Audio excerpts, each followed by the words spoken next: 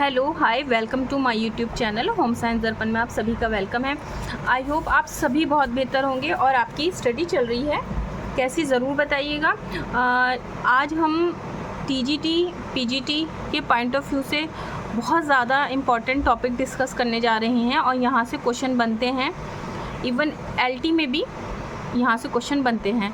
तो ठीक है, हम क्लास 9 की बुक कवर कर रहे हैं जिसमें हमारी सभी 4 यूनिट कंप्लीट हो चुकी हैं और यूनिट 5 हम स्टार्ट कर रहे हैं। इसके बाद हमारी सभी यूनिट कंप्लीट हो जाएंगी।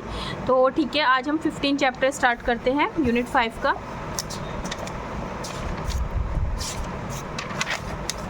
प्राथमिक चिकित्सा के प्रमुख सिद्धांत या मुख्य सिद्धांत, major principle of first aid. तो इसमें हम सबसे पहले क्या पढ़ेंगे? सबसे पहले हम करेंगे प्रस्तावना, प्राथमिक चिकित्सा की परिभाषाएं, उद्देश्य, विशेषताएं, आवश्यकता, चिकित्सा के मुख्य सिद्धांत, प्राथमिक चिकित्सा के गुण, चिकित्सा के कर्तव्य, प्राथमिक चिकित्सा में सबसे पहले क्या करें, आवश्यक वस्तुएं और अभ्यास। तो यहाँ देखते हैं, सबसे पहले हम यह प्रस्तावना है। इसके बाद हम परिभाषा देख लेते हैं कि सेंट जॉन एम्बुलेंस एसोसिएशन की प्रमाणिक पाठ्यपुस्तक गृह परिचार्य के अनुसार फर्स्ट एड का अर्थ कि किसी व्यक्ति की चोट लग जाए या कोई व्यक्ति बीमार पड़ जाए, अचानक बीमार पड़ जाए तो चिकित्सक के आने तक उसकी मरहम पट्टी या उपचार किया जाए। प्राथमिक चिकित्सा की इस परिभाषा से इसके प्रमुख सिद्धांतों का आभास होता है जिसका वर्णन आगे किया गया है। कहने का इन्होंने मीनिंग बताया है कि प्राथमिक चिकित्सा या फर्स्ट एड वो चीज़ है कि अचानक किसी की चोट लग जाना, बीमार पड़ जाना या कोई और भी किसी तरह की प्रॉब्लम आ जाए हेल्थ से रिलेटेड, और उसका उपचार हम डॉक्टर के आने से पहले या डॉक्टर के पहुंचने से पहले जो किया जाता है वही प्राथमिक चिकित्सा है। ठीक है, प्राथमिक चिकित्सा के उद्देश्य हैं। उसके बाद विशेषताएं, सबसे पहले दे रखा है तुरंत सहायता। प्राथमिक चिकित्सा के अंतर्गत दुर्घटना या आकस्मिक रोग से पीड़ित व्यक्ति को तुरंत सहायता प्रदान की जाती है। जीवन रक्षा, चिकित्सा का सर्वप्रथम ये प्रयत्न किया जाता है कि दुर्घटनाग्रस्त या रोगी व्यक्ति जीवन की रक्षा हो जाए, यानी कि उसकी जान बच जाए। उसके बाद में आ जाता है अस्थायी उपचार। प्राथमिक चिकित्सा केवल तभी तक की जाती है जब तक चिकित्सक नहीं आ जाता है और वो अपना ट्रीटमेंट स्टार्ट नहीं कर देता है। ये केवल अस्थायी उपचार है। जस्ट लाइक कि हमने देखा है कि घर पर जैसे किसी को चोट लग गई है तो खून रोकने के लिए हम उस पर पट्टी लगा सकते हैं, या फिर अगर सेवलॉन वगैरह है घर पर तो उससे साफ़ कर सकते हैं, और उसको अगर पट्टी भी नहीं है तो कोई साफ़ सूती कपड़ा लेकर के उसको जल्दी से बांध करके और हम डॉक्टर तक पहुंच सकते हैं ताकि ज़्यादा ब्लड वगैरह ना निकले। या अगर हम इसे दूसरे है जैसे ईटिंग है जिस हैबिट से देखते हैं कि जैसे गर्मी है तो लू लगना है, तो जैसे अचानक ही किसी को कोई प्रॉब्लम है तो जैसे पुदीन हरा जैसी कोई अगर घर पर है तो हम वो दे सकते हैं, या कुछ उसको पेट दर्द है तो तब दे सकते हैं। और इस तरह के जो घरेलू उपचार होते हैं जो हम आगे डिस्कस करेंगे, तो ये चीज़ जो होती है वो फर्स्ट एड के तौर पे हम करते हैं। जैसे जस्ट लाइक कि अक्सर आपने देखा है कि जो लूज़ मोशन हो जाते हैं तो घर पे जो हमारे बड़े होते हैं वो कहते हैं कि ब्लैक टी बनाकर, मतलब बिना दूध की चाय बना करके उसमें थोड़ा सा लेमन स्क्वीज़ करके दे दिया जाए तो उसमें आराम मिलता है। इतने आप डॉक्टर तक जब जाते हैं या हम मेडिसिन लेते हैं तो थोड़ा रिलीफ के तौर पे एज ए फर्स्ट एड के तौर पे हम इसे यूज़ कर लेते हैं। अब आ जाता है प्राथमिक चिकित्सा की आवश्यकता। अधिक रक्तस्राव होने पर, ठीक है, आग लगने पर, ठीक है, विष आदि खा लेने पर, सांसें बंद हो जाने पर, यह हमें ने देखा। उसके बाद कोई आपको विषैला जैसे जो सांप वगैरह है, बिच्छू, इस टाइप से कोई जंतु काट ले, पानी में डूब जाने पर, बिजली का झटका खाने पर, हड्डी टूटने पर, नशीली वस्तु का सेवन करने पर, आँख में कुछ हानिकारक गिर जाने पर। ये 10 पॉइंट्स हैं जो कि आपको अच्छे से ध्यान रखना है। उसके बाद में आ जाता है प्राथमिक चिकित्सा के प्रमुख सिद्धांत। ये यहाँ मौजूद है। देखिए वीडियो ज़्यादा बड़ी ना हो तो आप इसको पॉज करके भी पढ़ सकते हैं। मैं सिर्फ हाईलाइटेड पॉइंट्स पर ही डिस्कस करूँगी तो ये चिकित्सा के प्रमुख सिद्धांत हैं, इसके बाद में ये गुण हैं। अब आ जाते हैं हम नेक्स्ट पॉइंट पर, प्राथमिक चिकित्सक के कर्तव्य।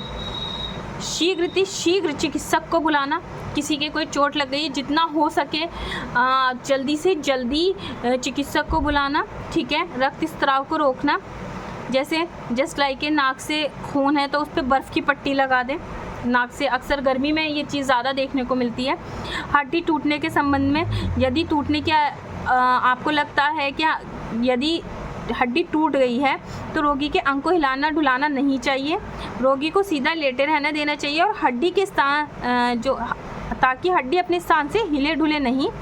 खपच्ची और पट्टियों से उस स्थान को सही से रखना चाहिए, उस स्थान के वस्त्र को काट कर हटा देना चाहिए जहाँ पर हड्डी टूटी हुई है। मूर्छा यानी कि बेहोशी में, गर्मी से, घबराहट से, दम घुटने पर अक्सर क्या हो जाता है कि बेहोश हो जाता है, तो उसे खुली हवा में ले जाना चाहिए, उसके बाद में उसके वस्त्रों को ढीला कर देना चाहिए। व्यक्ति पानी में डूबने के कारण अगर बेहोश हो गया तो उल्टा लेटाकर पेट का पानी निकालना चाहिए, वस्त्र ढीले करके उसे आर्टिफिशियल ऑक्सीजन देने की कोशिश करनी चाहिए। रोगी के शरीर को गर्म रखना चाहिए, मोस्ट इम्पॉर्टेंट बात। उसके बाद आ जाता है शुद्ध व पर्याप्त हवा का प्रबंध। दुर्घटना हो जाने पर भीड़ इकट्ठी नहीं करनी चाहिए, प्राथमिक चिकित्सक को चाहिए कि भीड़ को हटा दे ताकि रोगी को जो है ऑक्सीजन मिल पाए। पर्याप्त हवा के लिए हाथ का पंखा है, जैसे लाइक बिजली का पंखा है, जो भी वहाँ पर मौजूद हो उसको यूज़ करके उसको हवा देनी चाहिए। शुद्ध वायु से घायल व्यक्ति जल्दी होश में आ जाता है। दुर्घटना का ब्यौरा एकत्र करना, कि आसपास के लोगों से पूछना कि किस तरह से क्या इंसिडेंट हुआ है। उसके बाद में विष का उपचार देख लेते हैं। यदि आपको लगे कि किसी ने ये विष पान किया है, वमन कराने का प्रयास, सबसे पहले उसे क्या करना, वॉमिटिंग करानी है। किस प्रकार का विष खाया है इसका ज्ञान लेना चाहिए। पास पड़ी शीशी लेबल सामग्री को प्राप्त करना चाहिए। तत्कालिक औषधियों का प्रयोग कैसे, जो हमें हेल्प कर सकता है, देखते हैं। उल्लेखनीय ब्रांडी, गर्म चाय, दूध, कॉफ़ी, बेहोशी में नौसादर में चूने का पानी मिलाकर सुंघाना चाहिए। आजकल सभी चिकित्सा विधियों में ऐसी अनेक तैयार औषधि बाजार में मिलती हैं, दुर्घटना की स्थिति में तुरंत ही आसानी से दी जा सकती है। उसके बाद में है कि प्राथमिक चिकित्सा में सबसे पहले क्या करें। उसके बाद में आ जाता है गंभीर रूप से रक्तस्राव। साधारणतः इस प्रकार का रक्तस्राव शरीर की सतह पर कटने या फटने से होता है। अधिकतर रक्तस्राव वाला जो एरिया है, दबाव डालने से रक्तस्राव बंद हो जाता है। यदि रक्त निरंतर बह रहा है और गहरे रंग का है तो इस बात की संभावना है कि कोई बड़ी शिरा कटी है। देखिए ये यहाँ से इम्पॉर्टेंट है, आप इसको ज़रूर अपने नोट्स में मेंशन कर लें कि गहरे रंग का है तो इस बात का है कि शिरा कटी है। ऐसी स्थिति में कटे हुए स्थान पर पर्याप्त प्रेशर देना चाहिए, ठीक है।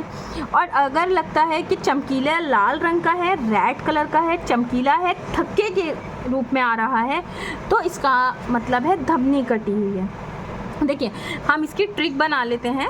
देखिए ट्रिक से थोड़ा जल्दी याद रहता है और भूलते भी नहीं है। गहरा है, देखो शिरा है, शिरा मतलब आप इस तरह से याद रखिएगा कि भाई शेर को देख कर के एकदम से रंग जो है हमारे फेस का एकदम उड़ जाता है और हम गहरे जो है डर में आ जाते हैं। तो इस तरह से आप इस तरह से कुछ भी बना कर आ सकते हैं। और धमनी है तो धमनी जो ना धम धम कहते हैं ना कि धम धम धम धम से कुछ इस तरह से आप याद कर सकते हैं कि थक्के, जो आपने देखा होगा कि थक्के बैठ जाते हैं, दम दम करते हैं बच्चे और खूब खेलते कूदते हैं, थक्के बैठ जाते हैं। तो इस तरह से देखिए हम थक जाते हैं तो थक्कों के रूप में हम याद कर सकते हैं। चमकीले और लाल रंग के होते हैं। इस तरह से आप कोई भी बना सकते हैं। मैंने इसी तरह से याद किया है तो मैंने आपको बता दिया। कटे हुए स्थान पर लगातार दबाकर रखें। रक्तस्राव बंद नहीं हो तो ट्यूनाकेट बांधना चाहिए, अधिक उपयुक्त होगा है। यदि चेहरा, गर्दन या शरीर पर कटने का घाव हो गया हो तो उन स्थानों पर ट्यूनाकेट का प्रयोग नहीं करना चाहिए। देखिए रक्तस्राव बंद नहीं हो रहा है तब तो ट्यूनाकेट हमें बांधना चाहिए। यदि चेहरा, गर्दन, शरीर पर कटने का घाव हो गया है तो इन स्थानों पर ट्यूनाकेट का प्रयोग नहीं किया जाता है। दबाव बिंदु से किसी एक को दबाकर रखना होगा। उसको रोकना होगा। ये ध्यान रखना चाहिए कि रक्त हृदय से आ रहा है, अतः घाव के निकट दबाव बिंदु पर दबाव डालना चाहिए।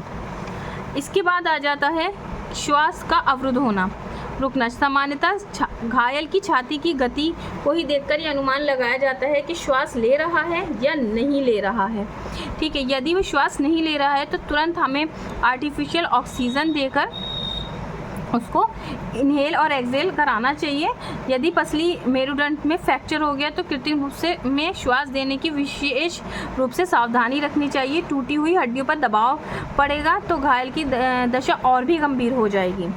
इसके बाद आ जाता है विष। रोगी के होठों मुंह की दशा को सावधानी पूर्वक देखना चाहिए, उसका ऑब्जर्वेशन करना चाहिए कि इसके आसपास किस तरह के झाग आ रहे हैं, मुंह में किस तरह से निकल रहा है, कहीं जलन या त्वचा के रंग में परिवर्तन तो नहीं दिखाई दे रहा है। ये विष के लक्षण हैं। छोटे बच्चों में अफीम विष सामान्यतः पाया जाता है। निराश व्यक्ति अधिक मात्रा में नींद की गोली ले लेते हैं जिससे बेहोशी आ जाती है और व्यक्ति को उठाया नहीं जा सकता है, तो तुरंत ही डॉक्टर को बुलाना चाहिए।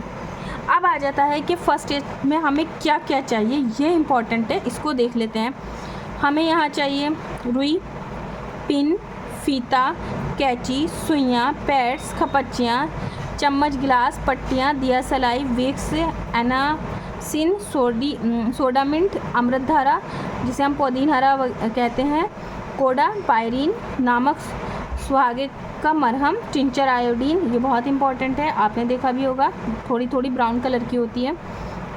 जैतून का तेल, लोक्यूला, मर्क्यूरी, क्रोम, सिरका, ग्लूकोज, एंट्रोबायोफॉर्म, सल्फोग्यूनोडीन, आयोडेक्स, धागा, सरसों का तेल, बर्नॉल, ये जले हुए अगर कोई से जल गया है वहाँ काम करता है।